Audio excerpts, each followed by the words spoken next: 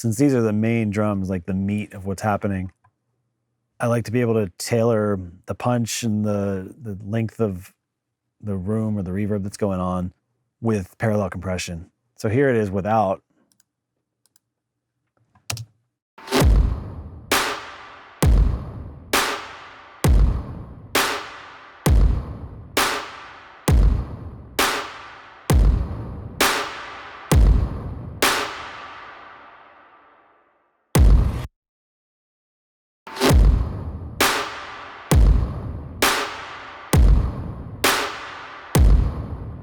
Let me show you what these are doing on their own. There's this one that is McDSP 6030, the D357 model.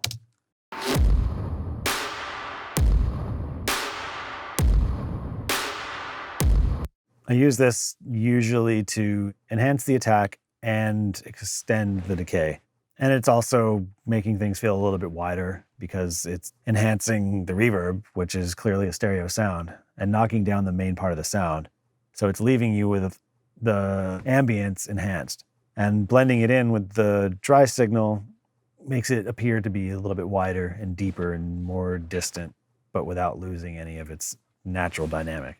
Usually I'll use this with a little bit of a slower attack to leave a pop, but I think because I was dealing with so many sharp attack and bright things, I moved this attack faster to make sure I wasn't enhancing that too much. And then this one is crazy.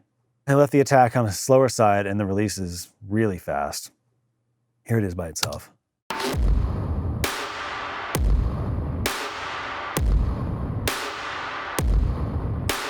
So because this one is so extreme, and to not make it sound like everything is crazy pumping, I barely blend this one in. So I'll show you as I add one after the other.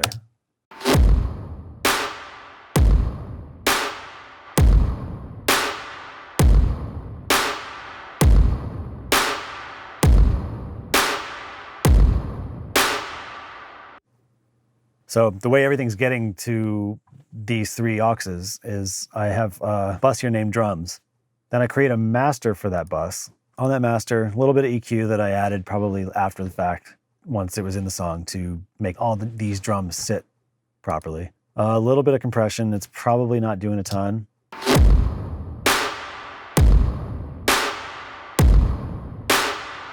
Mostly knocking the kick back a little bit, and it does add a little bit of attack and just dynamic control.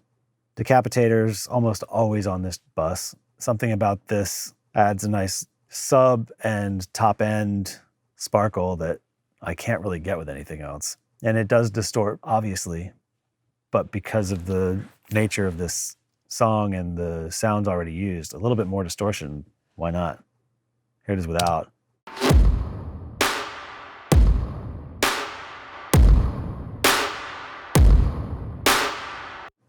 It's really hard to tell because it gets it louder, but you can hear, if you listen past the volume change, you can hear the difference there.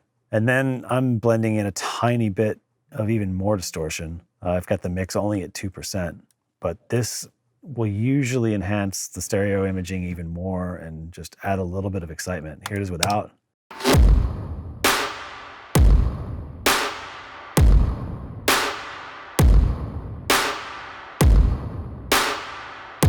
So that's just at 2%. If I crank this, it's ridiculous.